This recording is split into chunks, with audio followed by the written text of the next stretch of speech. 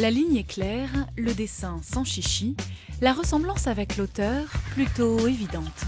Moi, je me vois pas du tout comme une dessinatrice. Mon but, c'est pas de faire des dessins pour faire des beaux tableaux et les exposer quelque part. C'est vraiment un moyen de faire passer mes idées rapidement et puis de mettre aussi de l'émotion qui accompagne mon texte. Le militantisme est au cœur du travail et de la vie d'Emma. Moi, je me suis engagée quand j'ai compris que les embûches que j'avais rencontrées sur mon chemin de vie n'étaient pas dues à de la malchance ou à mon cas individuel, mais vraiment à un système qui rendait la vie difficile à certaines catégories de personnes. Donc le sexisme complique la vie des femmes, le racisme complique la vie des personnes non blanches, le classisme, le capitalisme complique la vie des personnes précaires.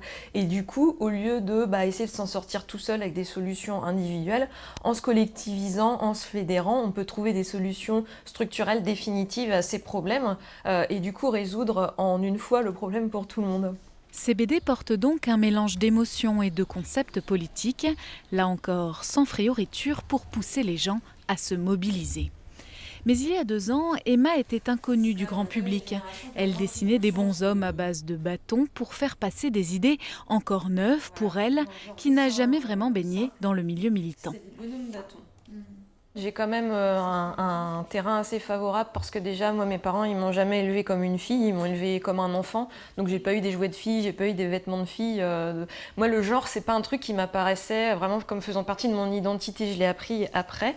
Quand j'ai eu 30 ans, j'ai eu mon fils et je me suis heurtée à des difficultés qui étaient complètement indépendantes de tous les efforts que je pouvais faire. Et puis, en même temps, au travail, j'ai commencé à comprendre que mon genre me posait des problèmes, que c'était le cas de femmes partout dans le monde, en fait. Et que du coup, en se fédérant ensemble, on pouvait faire bouger un petit peu les lignes. En mai dernier, Emma dessine sur le concept de charge mentale, ou comment, malgré un partage des tâches équitable, la femme porte souvent le poids mental de l'organisation du foyer. À ce moment, son blog passe de 40 000 à 300 000 abonnés, une responsabilité qui la pousse à plus encore de recherche et de rigueur. Je lis beaucoup sur internet, je lis beaucoup de livres, ça me prend du temps et puis ensuite je simplifie, je resimplifie jusqu'à ce que je puisse faire des bandes dessinées qui se lisent en à peu près 5 minutes de façon pédagogique mais avec un fond toujours qui garde sa radicalité. Une radicalité qui est presque pour elle une question de survie.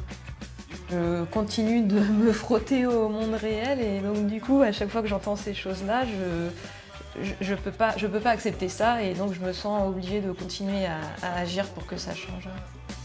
En dehors de son blog, Emma a publié 2 volumes de ses dessins. Un 3e est en préparation pour la rentrée.